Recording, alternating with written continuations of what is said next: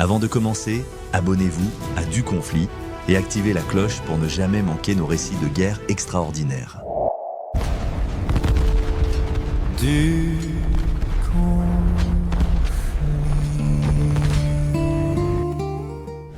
La bataille de la Marne, 1914, le miracle qui sauva Paris. Septembre 1914. Paris était à quelques jours, peut-être quelques heures, de tomber.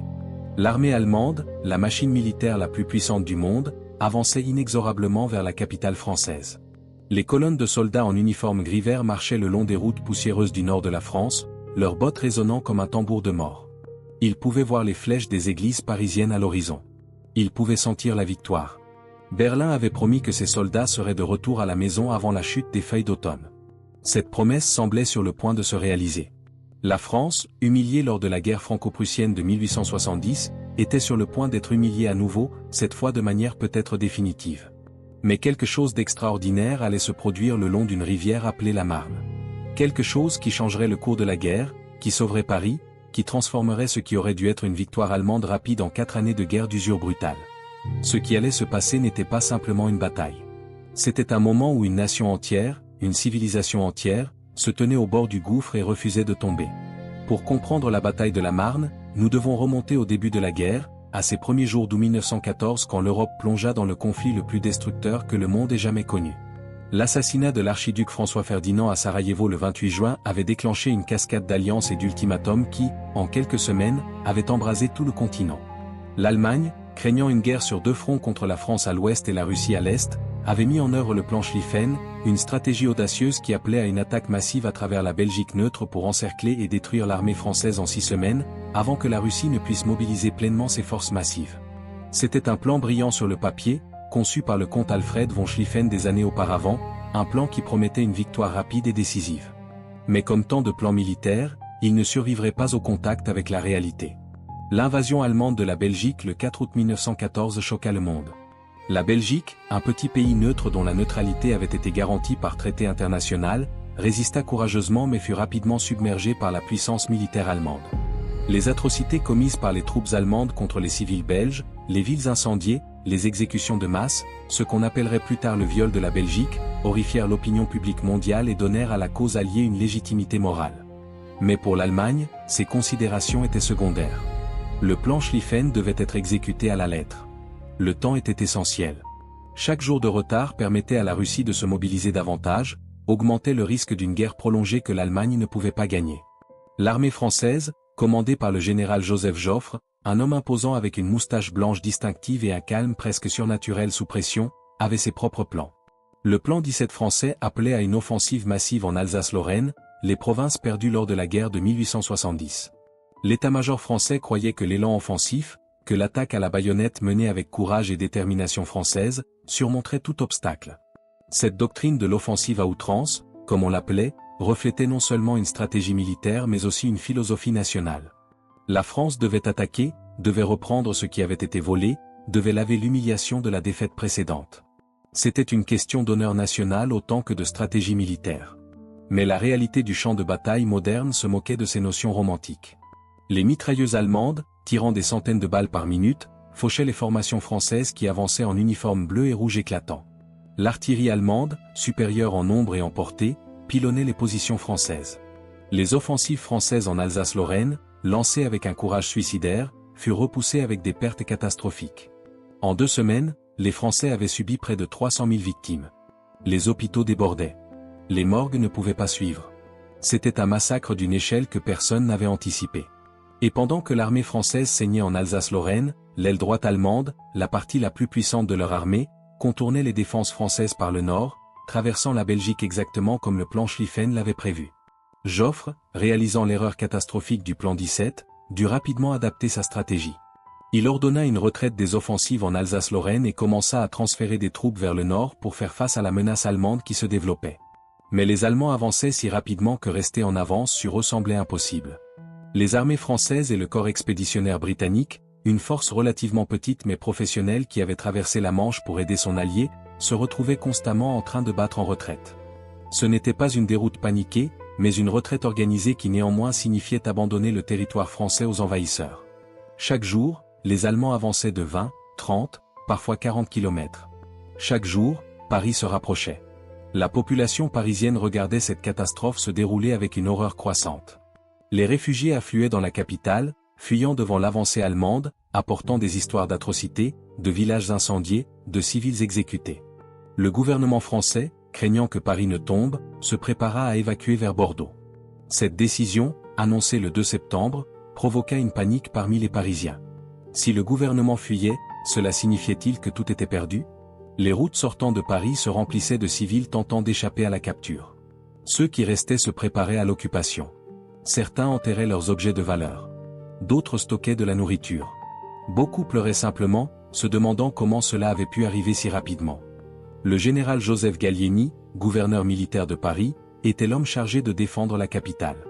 Gallieni était un officier colonial expérimenté, un homme qui avait servi en Afrique et en Indochine, connu pour son intelligence tactique et son indépendance d'esprit. Il refusait d'accepter que Paris doive tomber sans combat. Il commença à fortifier la ville, à organiser les troupes de garnison, à préparer une défense urbaine. Mais Gallieni comprenait également qu'une défense statique de Paris serait finalement futile. Les Allemands avaient l'artillerie lourde pour réduire les fortifications. Ce qui était nécessaire n'était pas une défense passive, mais une contre-attaque active. Ils devaient trouver une faiblesse dans la machine de guerre allemande qui semblait invincible. Cette faiblesse apparut à la fin août. Les avions de reconnaissance français, une innovation technologique encore à ses débuts mais qui s'avérait inestimable, rapportèrent quelque chose d'extraordinaire. L'aile droite allemande, la première armée sous le commandement du général Alexander von Kluck, changeait de direction. Au lieu de continuer vers l'ouest pour encercler Paris comme le plan Schlieffen original l'exigeait, von Kluck tournait vers le sud-est, passant à l'est de Paris plutôt qu'à l'ouest. Cette décision avait été prise pour plusieurs raisons. Von Kluck voulait rester en contact avec la deuxième armée allemande à sa gauche. Il voulait poursuivre l'armée française qui battait en retraite et qu'il croyait au bord de l'effondrement. Il croyait que Paris, même s'il ne la capturait pas immédiatement, tomberait de toute façon une fois que l'armée française serait détruite. Mais en changeant de direction, von Kluck exposait son flanc droit. Son armée, qui avait marché sans interruption pendant des semaines, couvrant des centaines de kilomètres, épuisant les hommes et les chevaux, s'étirait maintenant le long d'une ligne vulnérable. Entre la première armée allemande et Paris, il y avait un espace, une opportunité. Gallieni le vit immédiatement. Il contacta Joffre, l'exhortant à lancer une contre-attaque depuis Paris contre le flanc exposé de von Kluck. Joffre, qui avait passé des semaines en retraite constante, qui avait vu ses offensives initiales échouer catastrophiquement, qui avait été critiqué par les politiciens et la presse pour la situation désastreuse, hésita. Une contre-attaque maintenant était risquée. Si elle échouait, l'armée française pourrait être détruite, et avec elle, toute chance de continuer la guerre. Mais Joffre était également un réaliste. Il comprenait que continuer à battre en retraite signifiait finalement la défaite. À un certain moment, la France devait se tenir et se battre. Et si Gallieni avait raison, si le flanc allemand était vraiment vulnérable, alors c'était peut-être la meilleure opportunité qu'ils auraient. Le 4 septembre, Joffre prit sa décision. Il ordonna à toutes les armées françaises de cesser la retraite et de se préparer à une contre-offensive générale. L'ordre général numéro 6, émis ce jour-là, était simple et direct. Le moment est venu de ne plus reculer. Tous les efforts doivent être employés à attaquer et à refouler l'ennemi. C'était un pari énorme. Joffre misait tout sur cette bataille. S'il gagnait, la France survivrait. S'il perdait, la guerre était probablement terminée. La contre-attaque française devait commencer le 6 septembre. La 6e armée française, stationnée près de Paris sous le commandement du général Michel-Joseph Monoury, attaquerait le flanc droit de von Kluck. Pendant ce temps, les autres armées françaises et le corps expéditionnaire britannique cesseraient leur retraite et attaqueraient vers le nord. L'objectif était de créer un trou entre les premières et deuxièmes armées allemandes et de les forcer à battre en retraite.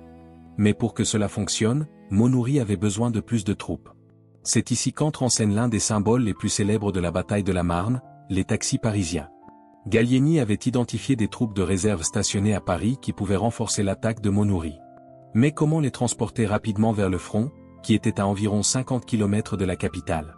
Le système ferroviaire était déjà saturé de mouvements de troupes. Il fallait une solution innovante. Quelqu'un, l'identité exacte reste débattue, suggéra de réquisitionner les taxis parisiens. Paris avait environ 10 000 taxis à l'époque, principalement des Renault type AG. Ces véhicules pouvaient transporter des soldats beaucoup plus rapidement que la marche à pied. C'était une idée audacieuse, presque folle, mais Gallieni l'accepta immédiatement. Le 7 septembre au soir, l'ordre fut donné. Les taxis parisiens devaient se rassembler aux Invalides. Les chauffeurs, beaucoup d'entre eux initialement confus par cet ordre étrange, obéirent. Environ 600 taxis furent finalement réquisitionnés. Chaque taxi pouvait transporter 5 soldats. Pendant la nuit et le jour suivant, ces taxis firent plusieurs voyages entre Paris et le front, transportant environ 6000 soldats. C'était un petit nombre comparé aux millions d'hommes engagés dans la bataille, mais symboliquement, c'était énorme. Les taxis de la Marne, comme ils seraient connus, représentaient l'esprit d'innovation, la mobilisation de toute une société pour l'effort de guerre, la détermination de Paris à ne pas se rendre sans combat. Les images de ces taxis, remplis de soldats en uniforme bleu, roulant vers le champ de bataille, deviendraient iconiques, un symbole de la résistance française. La bataille elle-même commença le 6 septembre 1914. La 6e armée de Monoury attaqua le flanc droit de von Kluck près de la rivière Ourcq. Von Kluck, surpris par l'attaque, dut rapidement retirer des troupes de sa ligne principale pour faire face à cette menace. Cela créa exactement l'ouverture que Joffre avait espérée. Un espace d'environ 50 km s'ouvrit entre la 1re et la 2e armée allemande. Le corps expéditionnaire britannique, commandé par le maréchal Sir John French, avança prudemment dans cet espace. Les Français, voyant l'opportunité, attaquèrent avec une vigueur renouvelée. Pendant 5 jours, la bataille fit rage le long d'un front de près de 300 km, de Paris jusqu'à Verdun. Les combats étaient féroces et confus. Les deux camps lançaient des attaques et des contre-attaques. Les pertes montaient rapidement des deux côtés. Dans certains secteurs, les Français avançaient. Dans d'autres, les Allemands tenaient bon ou même repoussaient les attaques. La bataille n'avait pas de ligne de front claire, mais était plutôt une série d'engagements chaotiques à travers la campagne française. Les villages changeaient de main plusieurs fois. Les champs de blé non récoltés devenaient des champs de bataille jonchés de morts. Les rivières coulaient rouges de sang. C'était une guerre moderne à une échelle que personne n'avait vraiment anticipée. Le commandement suprême allemand, dirigé par le général Helmut von Moltke le Jeune, neveu du grand stratège prussien, regardait la situation avec une inquiétude croissante depuis son quartier général à Luxembourg, loin du front. Les rapports étaient contradictoires. Certains commandants signalaient des succès. D'autres signalaient des problèmes. La communication était difficile, souvent se reposant sur des courriers à moto ou à cheval car les lignes téléphoniques avaient été coupées. Moltke, contrairement à son oncle célèbre, était un homme nerveux, enclin à l'indécision. Il commença à douter que le plan Schlieffen pouvait encore réussir. Les Français ne s'effondraient pas comme prévu. Au contraire, ils se battaient avec une détermination renouvelée. Le 8 septembre, Moltke envoya un officier d'état-major, le lieutenant-colonel Richard Hensch, au front avec l'autorité d'ordonner une retraite si nécessaire. C'était une décision extraordinaire, déléguant effectivement le commandement à un officier subalterne. Hensch visita d'abord la 5e armée, puis la 4e, puis la 3e. À chaque arrêt, il entendait des rapports inquiétants. Quand il atteignit finalement le quartier général de la 2e armée, commandé par le général Karl von Bülow, il trouva une situation encore plus alarmante. Bülow lui dit que son flanc gauche était menacé, que les Britanniques avançaient dans l'espace entre lui et von Kluck, qu'une retraite pourrait être nécessaire pour éviter l'encerclement. Hensch prit alors une décision qui changerait le cours de la guerre. Il autorisa Bülow à battre en retraite. Il se rendit ensuite au quartier général de von Kluck et lui dit que puisque Bülow battait en retraite, il devait également se retirer pour maintenir la cohésion de la ligne allemande. Von Kluck protesta. Son armée ne battait pas en retraite.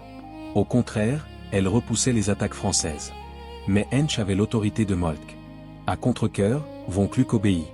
Le 9 septembre, toute l'aile droite allemande commença à battre en retraite.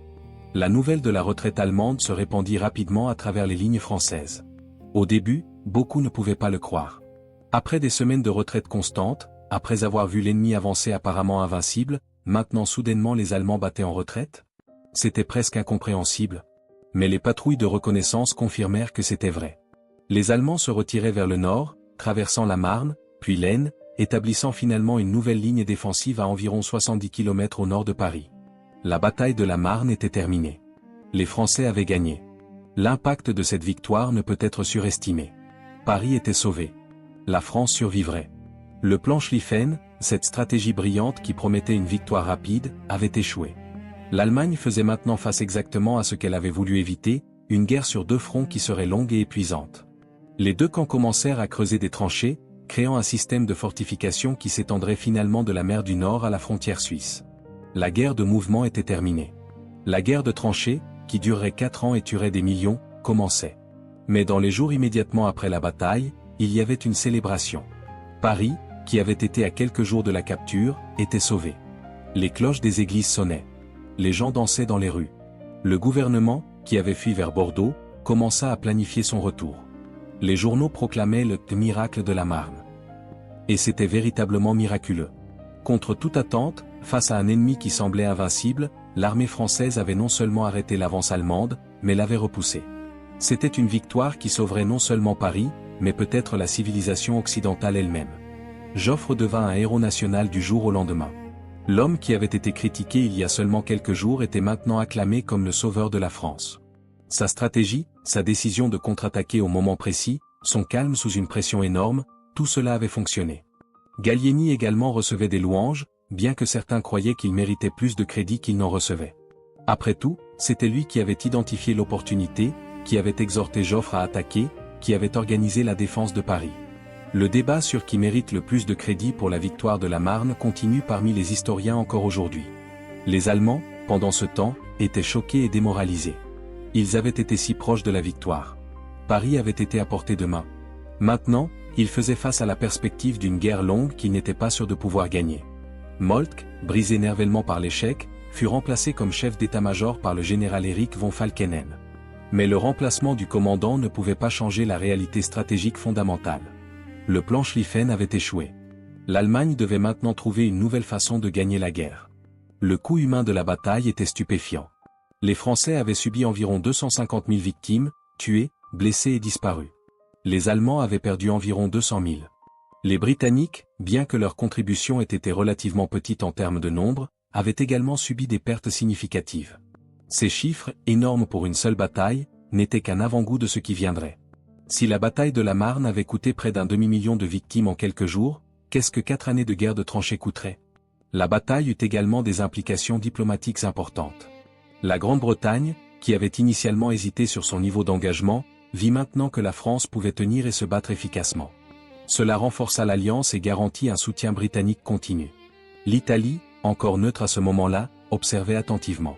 Le fait que les Allemands n'avaient pas remporté la victoire rapide qu'ils avaient promise rendait la perspective de rejoindre les Alliés plus attractive. La Russie, combattant sur le front de l'Est, était encouragée par la victoire française, bien qu'elle ait elle-même subi des défaites majeures à Tannenberg et au lac Masurien.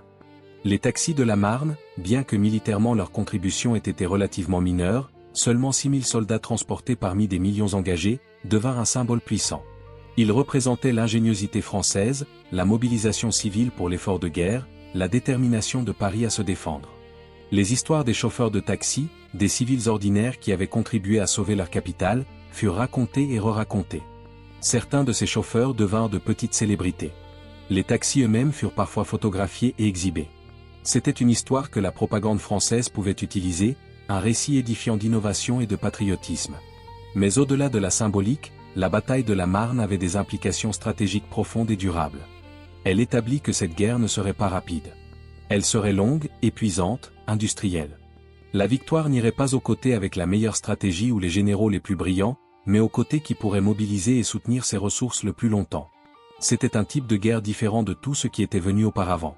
C'était une guerre totale, où non seulement les armées mais des sociétés entières seraient mobilisées pour l'effort. C'était une guerre qui transformerait le monde. Les jours immédiatement après la bataille virent les deux côtés tenter de se déborder mutuellement dans ce qu'on appellerait la course à la mer. Chaque côté essayait de contourner le flanc de l'autre, cherchant un espace ouvert pour revenir à une guerre de mouvement. Mais à chaque fois qu'un côté tentait de déborder, l'autre étendait sa ligne pour bloquer. Cette course continua vers le nord jusqu'à ce qu'elle atteigne finalement la mer du Nord. À ce moment-là, il n'y avait plus d'espace à déborder. Une ligne continue de tranchées s'étendait de la côte belge à la frontière suisse. La guerre était maintenant gelée dans cette ligne pour les 4 prochaines années. La transformation du paysage français était dramatique et tragique. Les champs qui avaient été utilisés pour l'agriculture pendant des siècles devenaient maintenant des champs de bataille. Les villages pittoresques étaient réduits en décombres. Les églises médiévales étaient bombardées. Les forêts étaient réduites en souches brisées. Le nord et l'est de la France, parmi les régions les plus riches et les plus productives du pays, devenaient une zone de guerre.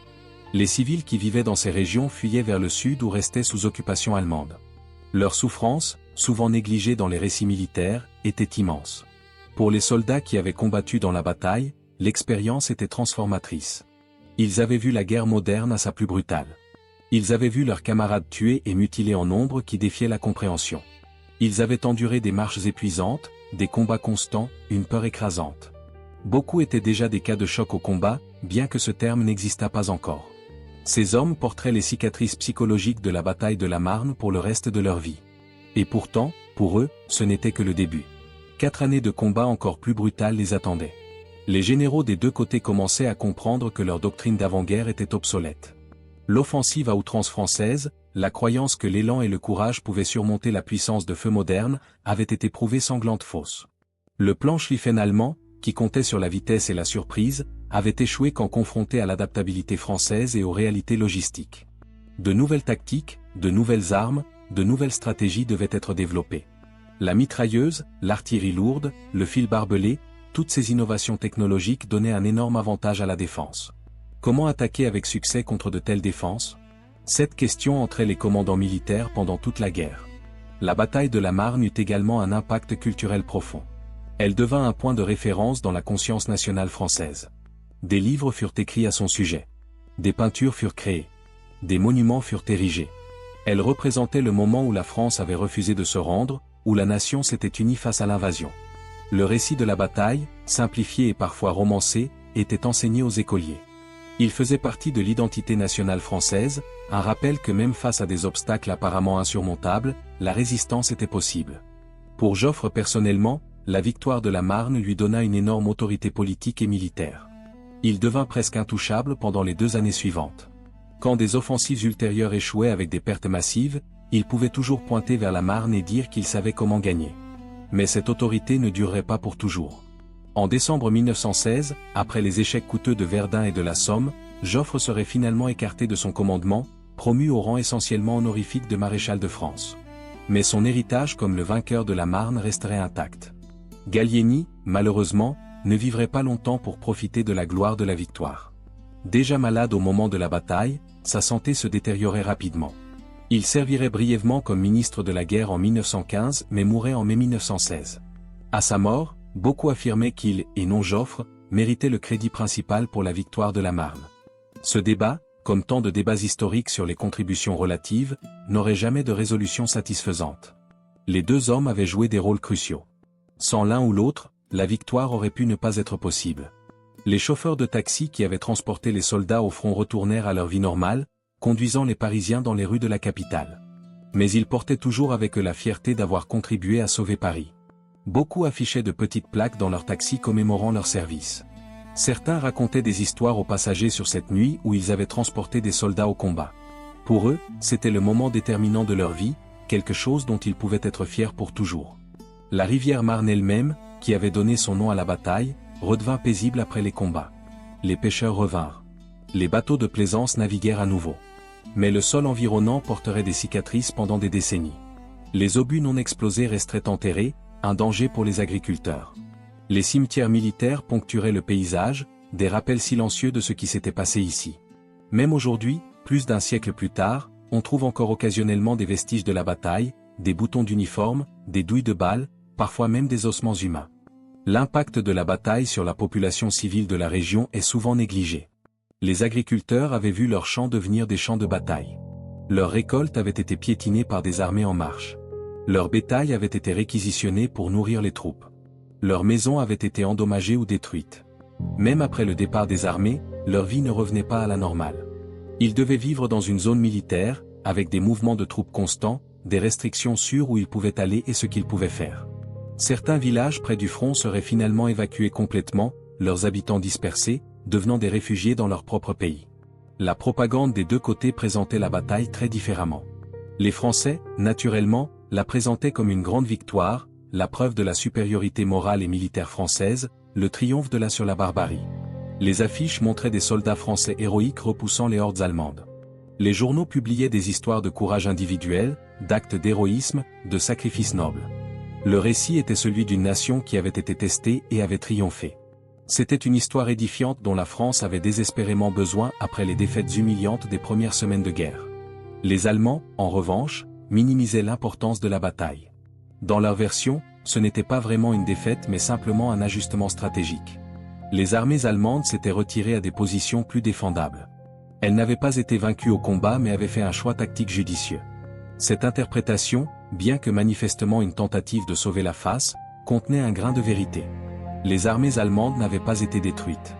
Elles restaient formidables et dangereuses. La retraite avait été ordonnée, pas une déroute paniquée. Mais aucune quantité de propagande ne pouvait cacher le fait fondamental. Le plan Schlieffen avait échoué, et avec lui l'espoir d'une victoire rapide. Les neutres, observant depuis l'extérieur, tiraient leurs propres conclusions. La bataille de la Marne démontrait que cette guerre ne serait pas rapidement terminée. Cela signifiait des opportunités pour certains pays. Les États-Unis, encore fermement neutres, voyaient des opportunités commerciales massives en fournissant les deux camps, mais surtout les alliés qui contrôlaient les mers.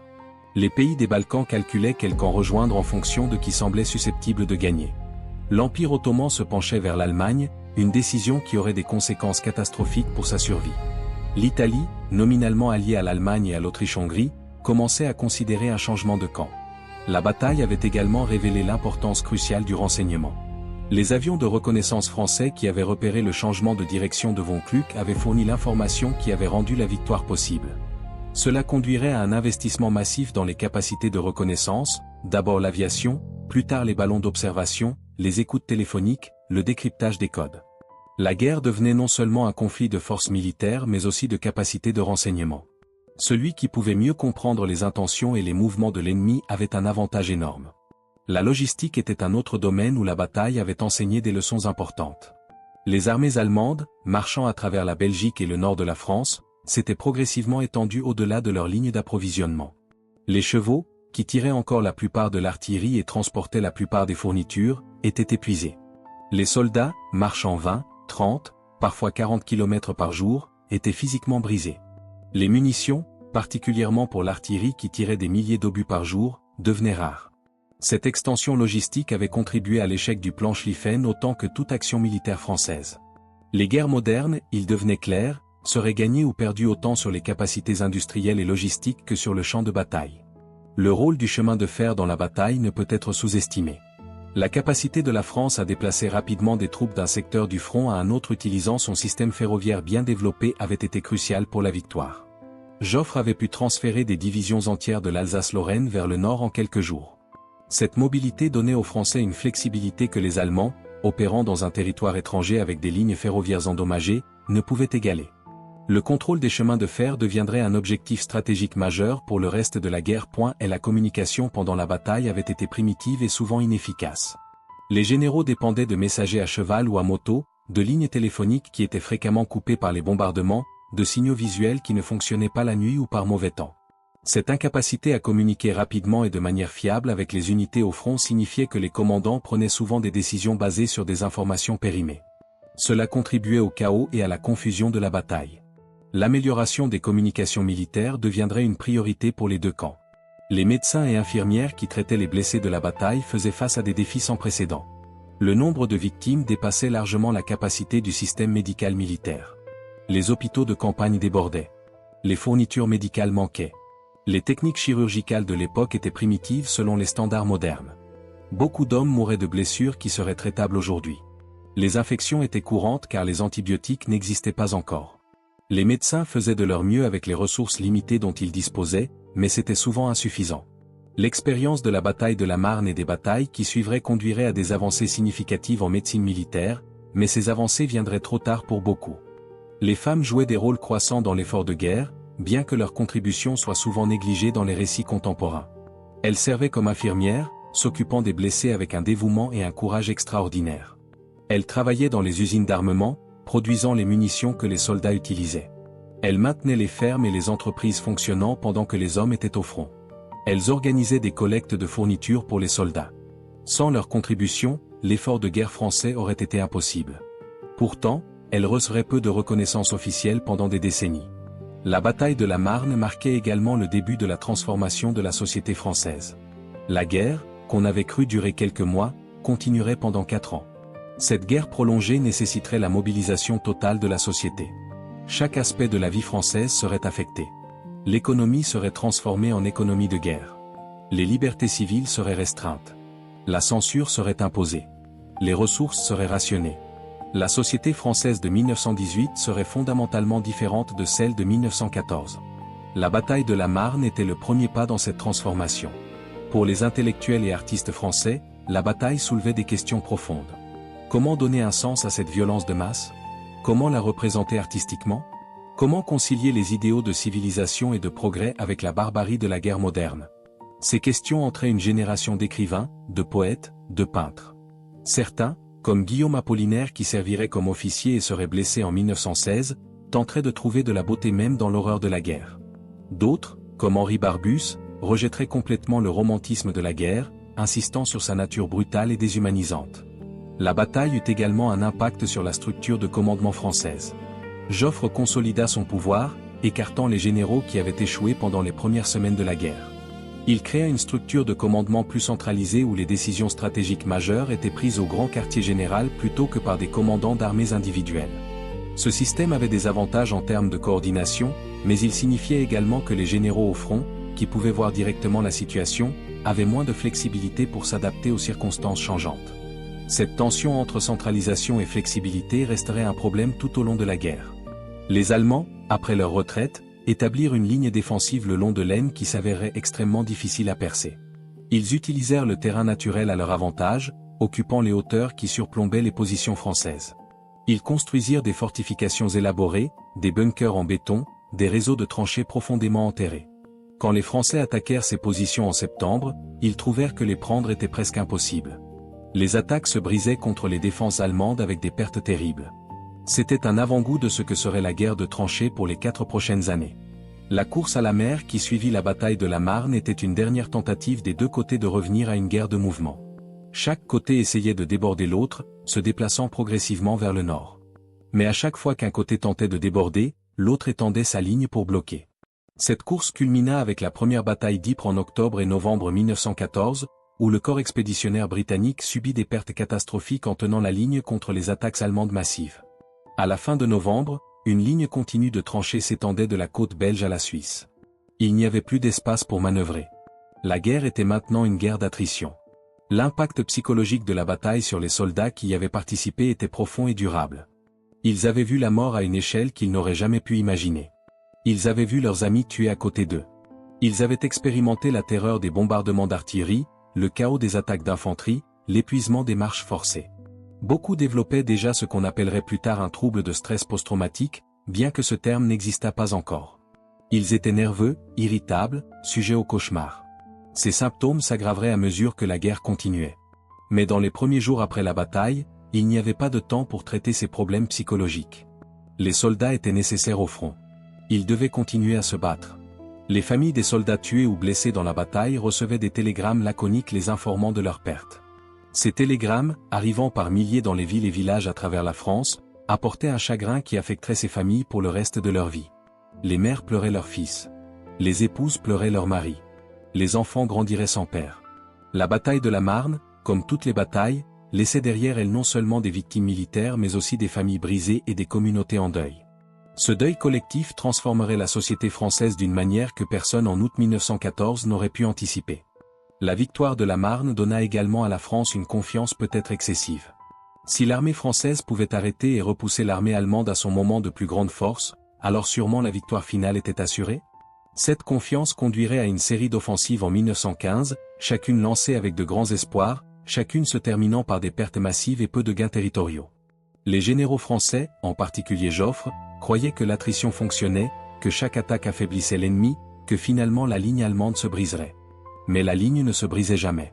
Les Allemands, combattant une guerre défensive, infligeaient toujours plus de pertes qu'ils n'en subissaient.